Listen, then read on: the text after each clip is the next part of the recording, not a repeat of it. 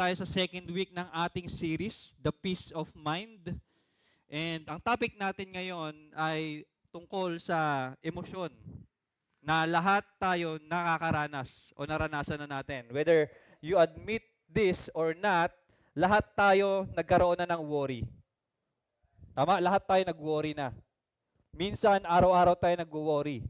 Minsan, ilang beses sa isang araw, meron tayong worries.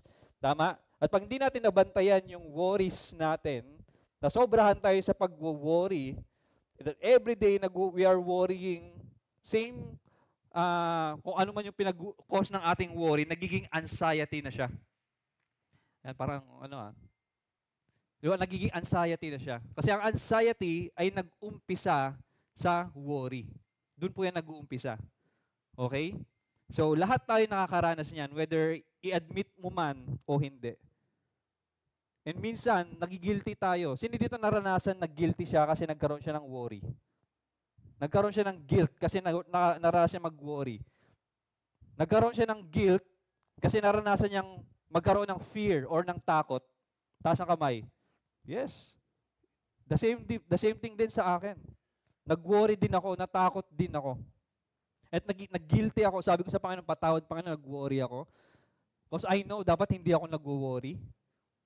Panginoon, patawad kasi natakot ako. Because I know na dapat hindi ako natatakot. Because the Bible says, do not worry, do not be anxious, or do not fear. Pero mabuti na lang, napakagaling ng Panginoon, napakabuti ng Panginoon, He comforted me, He corrected me. No, James. Hindi totoo na nagkakasala ka pagka nag-worry ka. Hindi totoo na nagkakasala ka pag natatakot ka. Because it is natural sa ating mga tao. Pero, kailan ba nagiging kasalanan ang pag-worry? Kailan ba nagiging kasalanan ang takot? Nagiging kasalanan ang worry kapag tumambay tayo sa ganong klase ng pag-iisip. Nagiging kasalanan ang takot kapag paulit-ulit nating nire-rehearse araw-araw yung worries natin. Na doon na lang, na-obsess na tayo sa worries natin. Nauunahan tayo ng takot natin. Because the Bible says, do not be anxious, do not worry, do not fear. Pero hindi naman sinabi na never worry.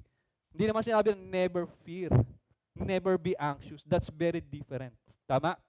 So the word or the verse, do not be anxious, do not worry, do not fear. It is there because God knows magkakaroon tayo ng worry sa buhay. Magkakaroon tayo ng fear sa ating buhay. So sabi ko sa Panginoon noon, patawad Panginoon, nagkakaroon ako ng takot. Patawad Panginoon kung nagkakaroon ako ng fear. And God comforted me, no, you're not sinning. Yung katotohanan na lumalapit ka sa akin because meron kang takot, yung katotohanan na lumalapit ka sa akin because you have worry, hindi ka nagkakasala. Hindi ka nagkakasala. So kailangan nating hindi umabot sa anxiety, yung ating stress, yung ating worry. Amen? Amen. So minsan nagkakaroon tayo ng guilt dyan. Saan ba nag-uumpisa yan? Saan ba nag-uumpisa ang worry, ang fears? Nag-uumpisa yan kasi yan yung design sa atin ng Panginoon. Ginawa tayo ng Diyos na ganun eh. Originally, saan ba nag-umpisa yung mga emotions natin? Yung pag-ibig, yung pagiging masaya, pagiging malungkot, pagiging galit, nakakaramdam tayo ng galit. Saan ba nag-umpisa yan?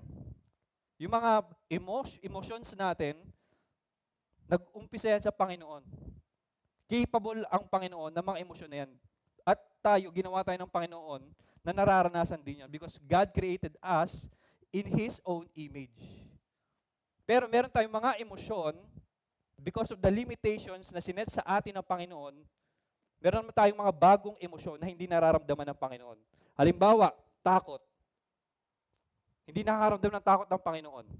Pero bakit tayo nakakaramdam ng takot? Because of the limitation na sinet sa atin ng Panginoon. We are not all-powerful. Our strength runs out. Tama? There's always someone, a supreme being, mas mataas kaysa sa atin. Kaya meron tayong takot. Tama? Ang Panginoon, walang takot yan. Dahil wala namang mas angat sa Kanya, walang equal sa Kanya. Everything is under Him. So walang takot sa Kanya. So by nature, magkakaroon tayo ng takot because limitado tayo sa ating kalakasan. Bakit ba meron tayong worries? Bakit ba meron tayong anxieties? Because God created us that way na hindi natin kayang kontrolin ng lahat. Na hindi natin kayang makita yung future. Kahit anong plano natin, kahit gaano pa kayan kaganda, gaano pa kayan kalinaw, where there's no certainty or guarantee or assurance sa yung mga plans natin na magkakatotoo. Tama? But God knows the future because He is all-knowing. Alam niya ang lahat, kontrolado niya ang lahat. Kaya tayo meron tayong worry because yun yung limitation na sinet sa atin ng Panginoon. We can control the future. We can control everything. And we don't know kung ano yung exactly mangyayari sa future. That's the difference. So by nature, alam ng Panginoon na magkakaroon ka ng worry. Alam ng Panginoon na magkakaroon ka ng takot. Kasi God created us that way. And He knows that. That's why God is commanding us, do not worry, do not be anxious, do not fear. Do not fear. Kaya kailangan natin lumapit sa Panginoon. Alam nyo, dito sa Pilipinas, merong statistics that 4.5 million Filipinos are estimated to be affected by anxiety disorders. Napakadami niyan, 4.5 million. Majority of the Filipino youth, lahat tayo niyan, di ba? Youth tayo dito, tama? 76% said they experience mild depression or anxiety primarily due to financial instability and job insecurity. Alam nyo, last week, wala kami, di ba? Ang dami namin wala. And nagkaroon din ako ng worry. So, alam nyo, dati nagigilty ako pag nag-worry ako. Ngayon, ina-accept ko na yung worry ko. Basta as long as every time na nag-worry ako, lumalapit ako sa Panginoon. Walang problema doon. Last Sunday, pauwi kami, galing bakasyon, bumabagyo. And nasa bus kami, at ihahatid kami dun sa eroplano mismo, nasa bus kami, sobrang lakas ng ulan. And nag-worry ko nun dahil wala kaming payong, ang dami naming bit-bit na maleta, meron akong anak, iniisip ko baka magkasakit. So I have worries. And I prayed sa Panginoon, Panginoon, patigilin niyo yung ulan. Hindi ko alam kung gagawin ng Panginoon, pero sana tumigil. That's my hope. And then, meron pang isa. 10:45 daw, dapat nakaakyat na kami, aalis na kami. Pero 10:40, hindi pa. So, nag-aalala na ako, nag-worry na ako. Sabi ko sa asawa ko, tinanong ko siya, meron ba tayong pera dyan? Kung sakaling may stranded tayo dito. Tugudug yung puso, ganun eh. And then, nung nakaakyat na sa eroplano, nakita ko naman yung ulap na kailangan naming lusutan. Tugudug. Hindi nawawala yung worry natin. So, church, don't be too hard on yourself pag nakaramdam ka ng worry. As long as you are binibigay mo yan sa Panginoon. Alam nyo, sa ating mga Kristiyano, worry, fears, di dapat natin tambayan yan. Doon tayo nagkakasala pag tinambayan natin. Pag binigay natin yan sa Panginoon, nirelease natin yan sa Panginoon, okay yon, di ka nagkakasala. So, kumbaga, sa madaling sabi, pag nakaramdam tayo ng takot, nakaramdam tayo ng pag-worry, initial reaction lang. Reaction na lang natin, initial. Pero hindi tayo nag-i-stay doon.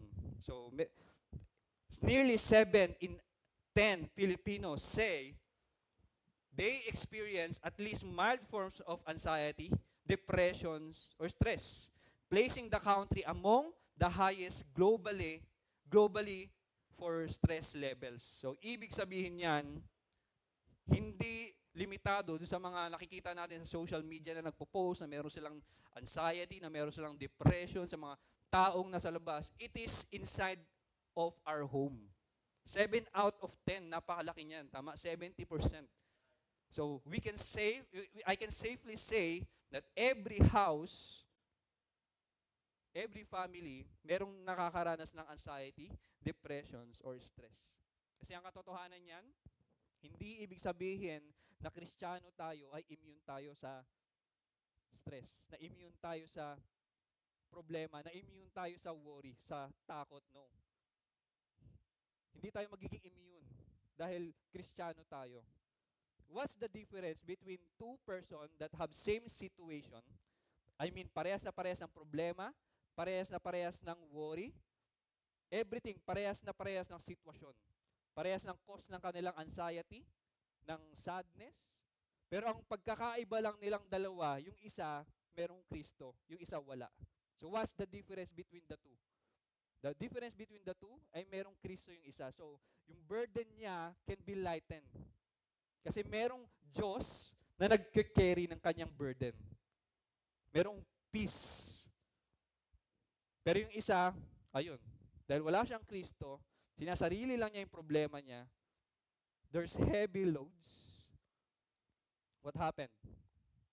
Nalulunod. Nalulunod. So, ang diferensya natin, Kristiyano, sa mundong ito ay hindi immunity sa mga problema, immunity sa worry, sa stress, no. The only difference is pag may problema tayo, meron tayong Diyos na kasama. Meron tayong Diyos na kasama. So, I want to samahan niyo ako ngayong umaga na ito.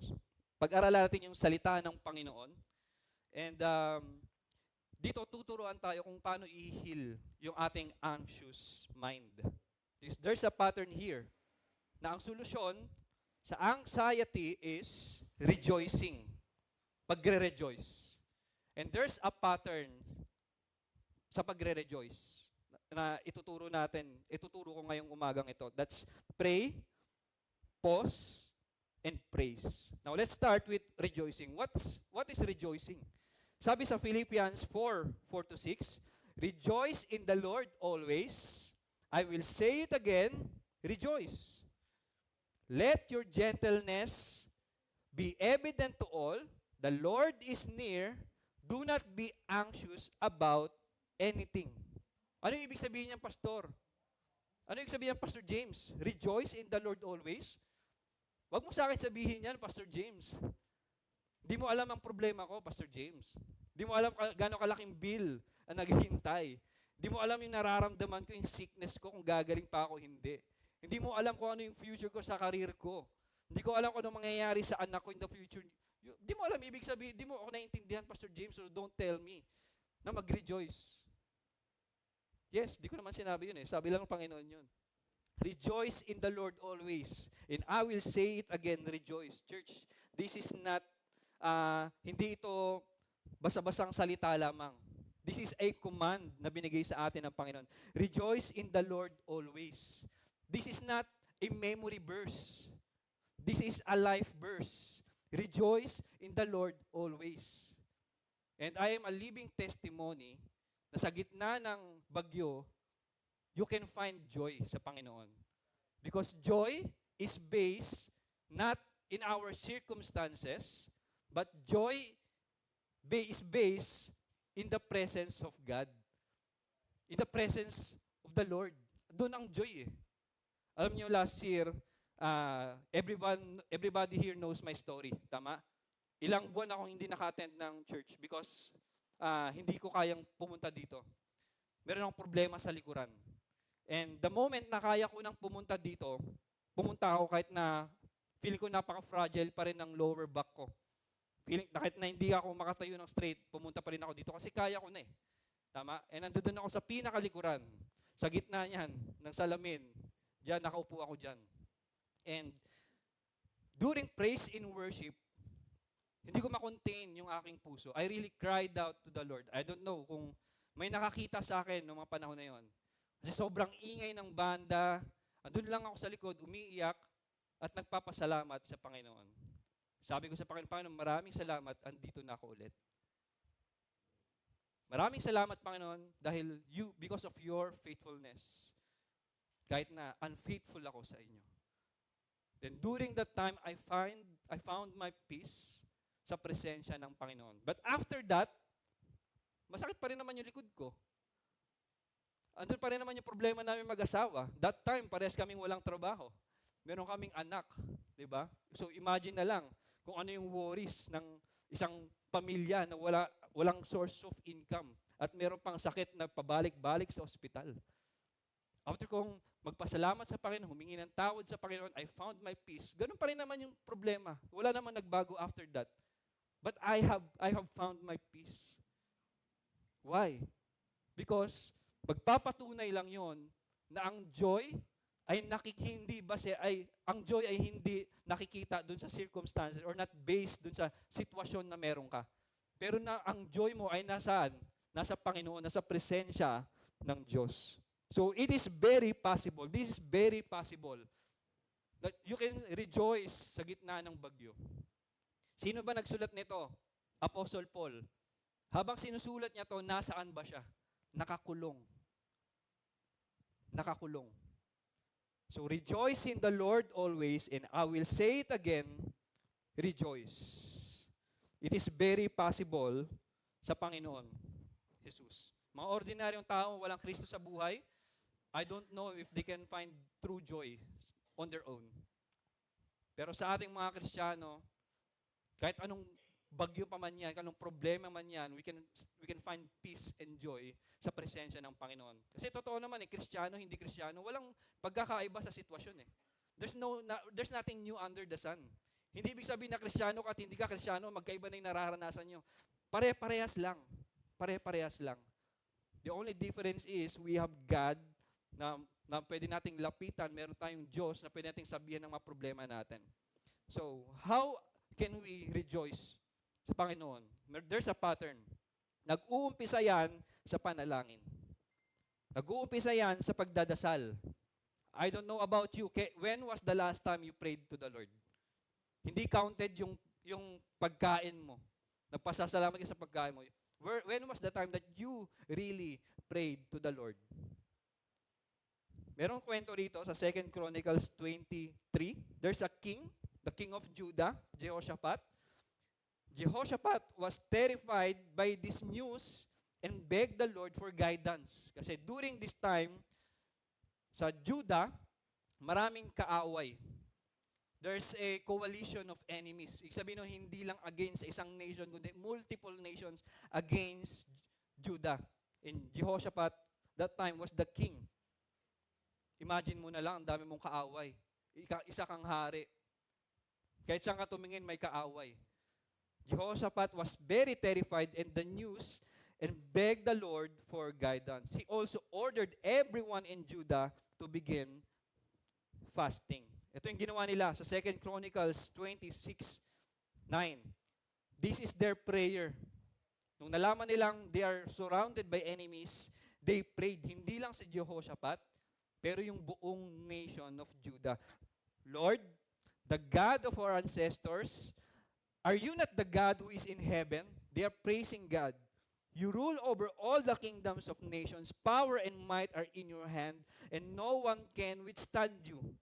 If calamity comes upon us, whether the sword of judgment or plague or famine, you will stand in your presence before the temple that bears your name, and will cry out to you in our distress, and you will hear us and save us. Nung nakita ni Jehoshaphat, yung security nila and protection nila ay nasa danger because ang dami nilang kaaway, anong ginawa nila? They prayed sa Panginoon. Sobrang importante ng prayer sa atin. At yan yung pinakauna dapat nating gawin. Lahat. Lahat dapat. Hindi lang sa mga importanteng desisyon sa buhay, hanggang sa pinakamaliit na desisyon sa buhay, dapat pinagdadasal natin sa Panginoon. Kasi ang prayer, parang telepono yan eh. Yan yung connection natin sa Diyos. Tama? Telephone line, our way of communicating with God is through prayer. So, gusto kong iparealize sa inyo kung gaano ka-importante ang prayer. Huwag nating maliitin ang panalangin. Okay? Because prayer is power. Diyan nag-uumpisa ang lahat. Prayer is a transfer line. Ano ibig sabihin ng transfer line? Ibig sabihin niyan, merong displacement eh. From point A to point B. Diba? Yun ibig sabihin ng transfer line. So, during prayer, mayroong ang heavy loads. You are transferring your heavy loads, releasing your troubles, releasing your worries, releasing your heavy loads, papunta sa Panginoon. God will carry it for you. Ganun yung nangyayari. It is a process of transferring of our heavy loads from our capacity to God. He will carry it for us. He will lighten up the load. He will carry it for us. At magiging imposible yun kung hindi ka nagdasal. Ibig sabihin yan, church, don't be too hard on yourself na hindi ka nagdarasal. Pinarurusahan mo yung sarili mo pag hindi ka nagdadasal. Bakit? Though alam naman ng Panginoon lahat ng problema natin, kailangan pa rin natin magkaroon ng initiative na humingi ng tulong sa Kanya. Okay? Pag hindi ka nagdasal, hindi mo pinagdasal yung worries, yung problema, yung cause ng iyong anxiety, pag hindi mo pinagdasal yan, pinahihirapan mo yung sarili mo. God is reaching out His hand and willing to help us.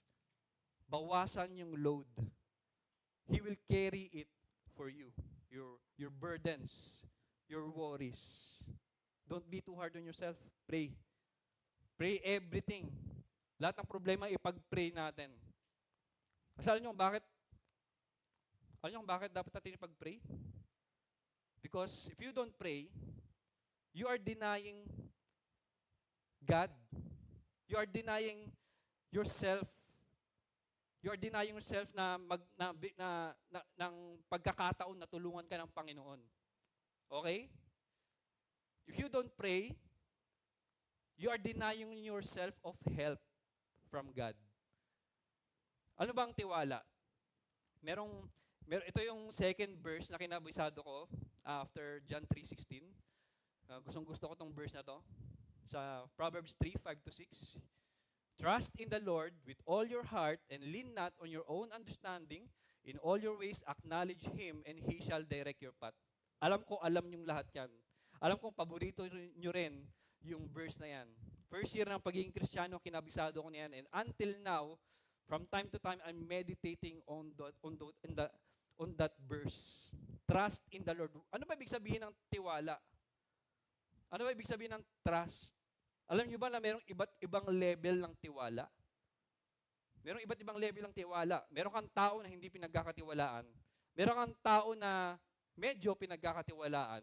Meron kang tao na swak ang pagkakatiwala mo. Meron kang naman tao na sobra yung pagkakatiwala mo.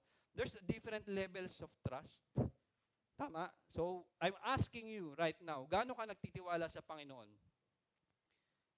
Total strangers, hindi mo kakilala, are you going to give your trust sa tao na yan?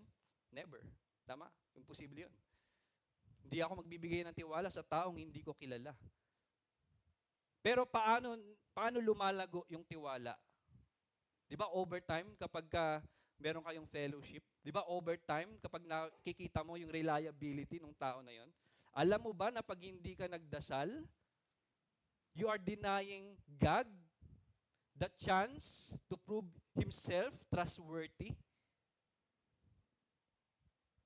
Kasi ang tiwala, paano ba yan lumalaki?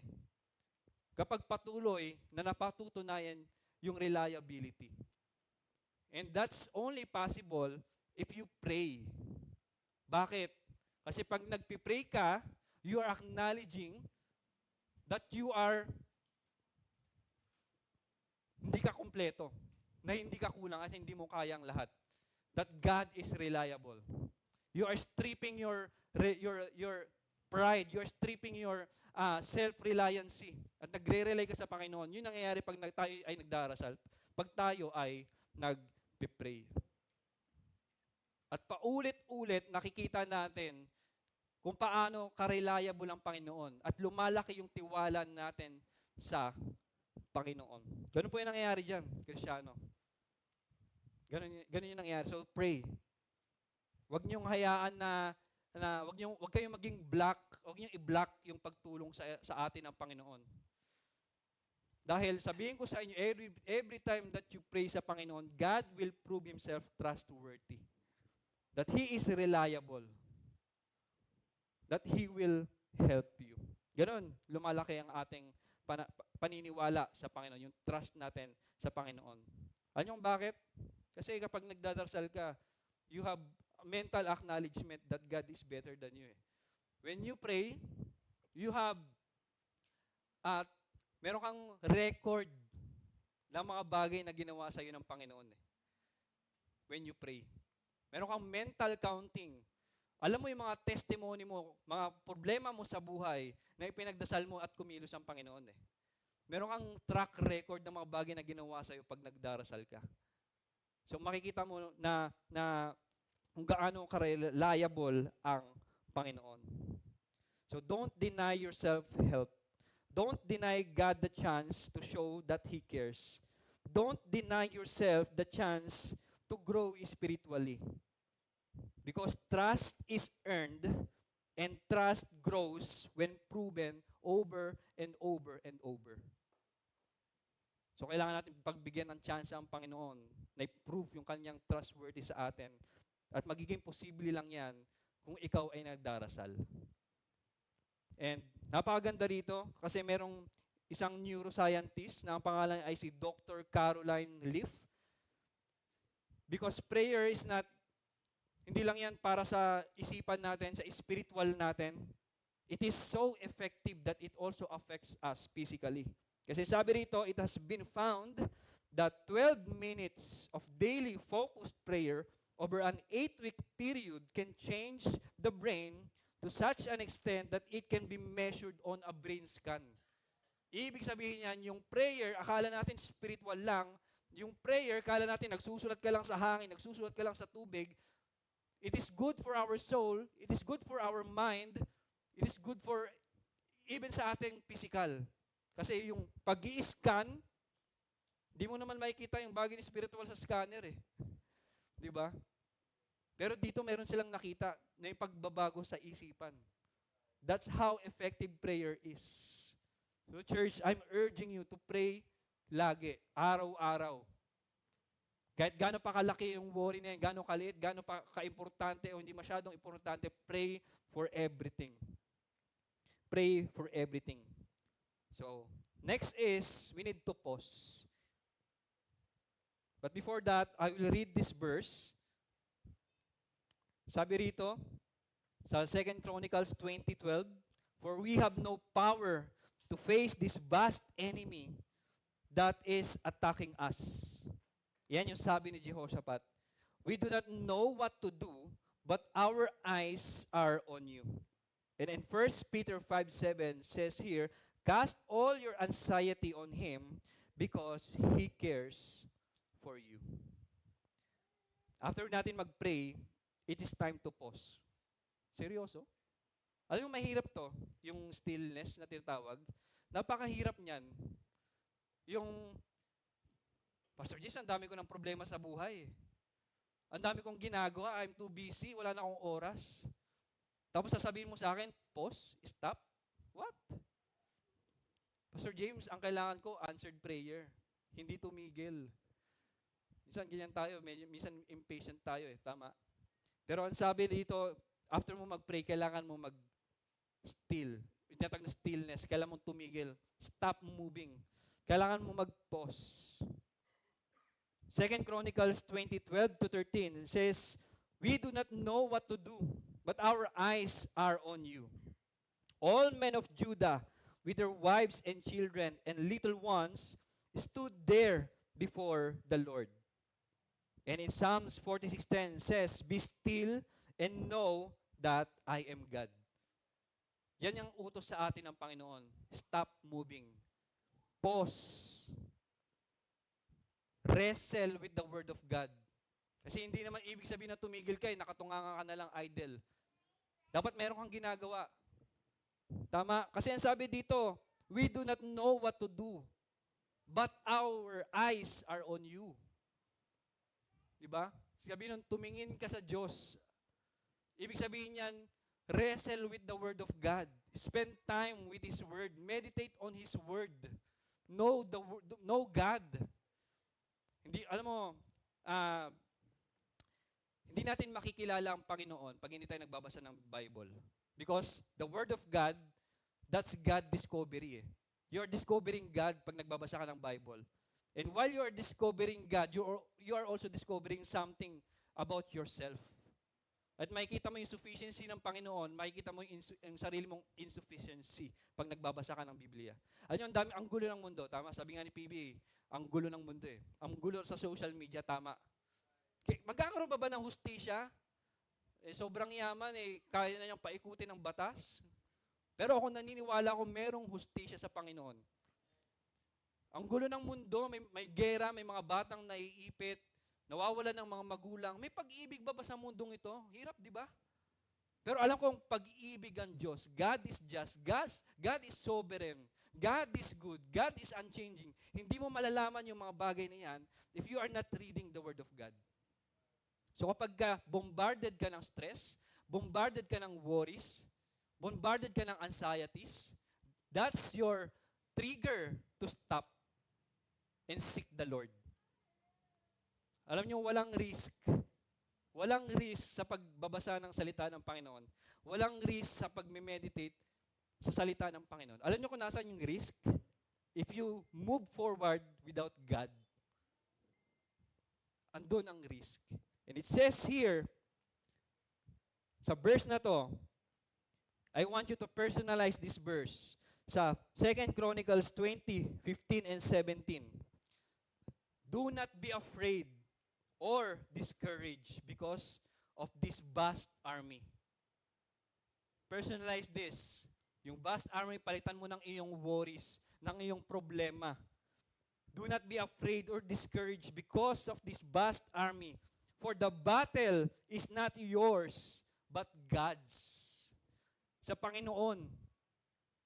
Go out to face them tomorrow.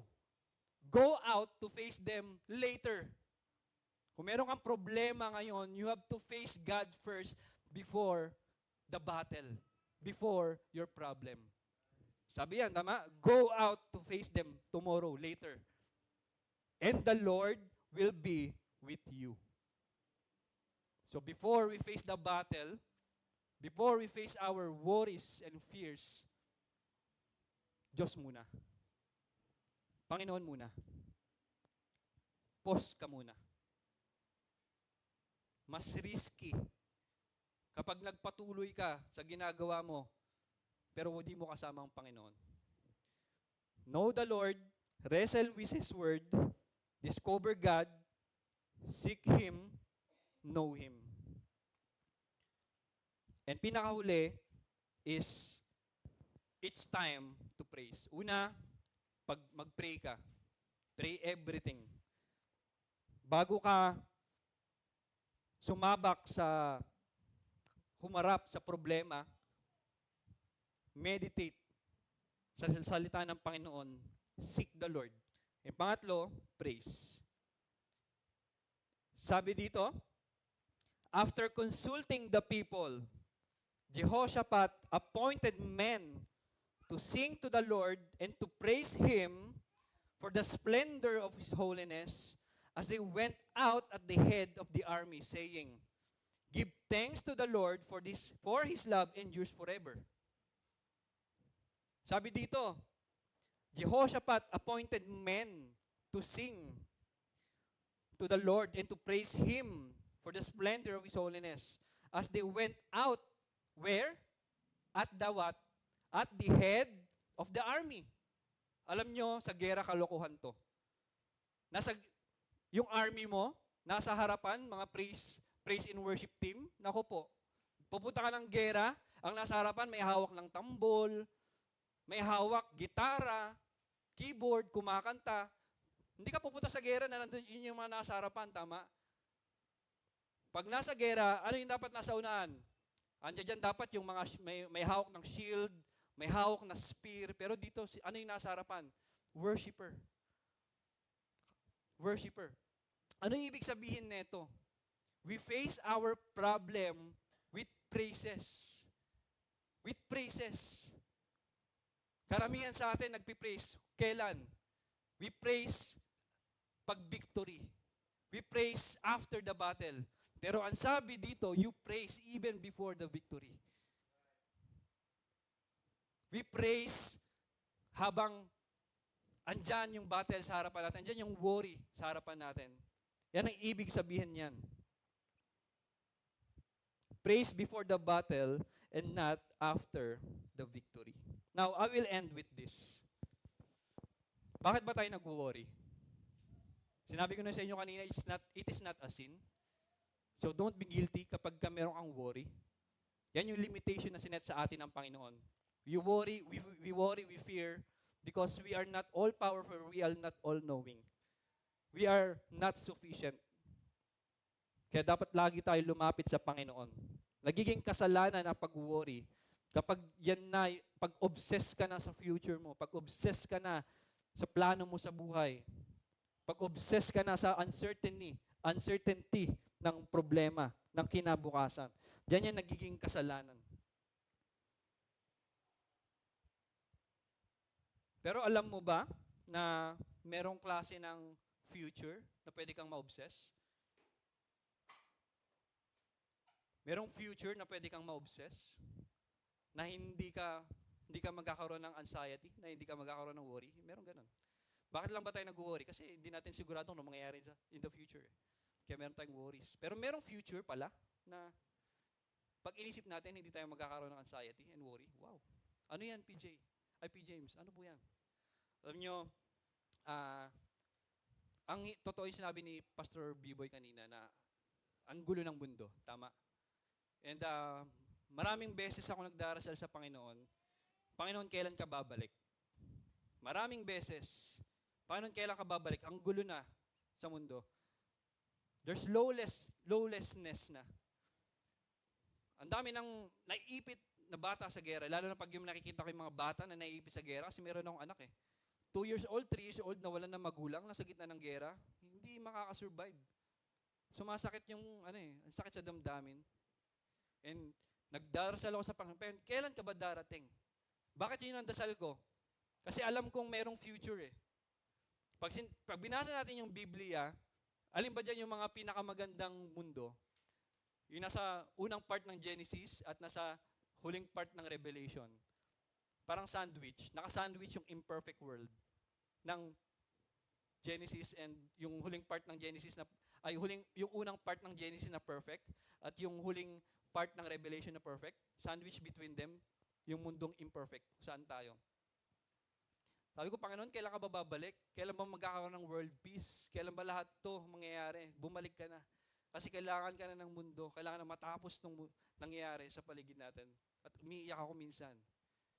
Hindi kaya ng puso ko na nakikita ko.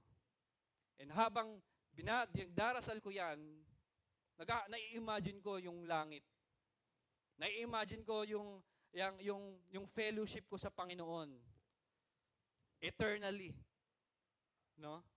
Hindi lang, kasi ngayon, presensya lang ng Panginoon, tama? Pero iba siguro kapag ka talagang nakita mo ang Panginoong Jesus face to face. Nai-imagine ko yan. At bukod doon, nai-imagine ko rin yung mga kamag-anak ko ng yumao na nakilala sa Panginoon at nakikita ko na sila at last. You know, there's peace, there's no sin, there's no death, there's no sickness, there's no sun, because nag-illuminate yung glory ng Panginoong Jesus na hindi na kailangan. Walang gabi, perfect. Tapos naiisip ko, nakikipag-appearan ako, nakikipag-fist bump ako kay Abraham, kay David, kay Jacob, kay Isaac, kay Adan, kay Abel, kay Noah, kay Moses, mga apostles, Apostle Paul. Exciting. Nakaka-excite. Pag mayroon ako nakitang lalaki na walang pusod, si Adan. Di ba? I'm excited nung nangyari. I started with grief, I started with sadness. Pero anong nangyari? It turned into what? Excitement and hope in the future. Anong ibig kong sabihin? Anong ibig kong sabihin? If there's one future worth obsessing about, it's the future with Christ. Because that's the only future na guarantee. Na guarantee. So instead of obsessing about yung future natin kung meron ka man sakit, kung hanggang kailan ka pa, meron tayong mga matanda ng mga magulang, kung gaano pa sila tatagal, ano ba yung magiging future ng anak natin, ano ba yung mangyayari sa aking career. I'm not saying na wag kang gumawa ng plano. Gumawa ka ng plano. That's a very good thing to do. But don't obsess about it. And if there's a future that worth obsessing about, it is our future with Christ. Amen? Amen. So, yakin kong bawat isa na pumikit at tayo'y manalangin.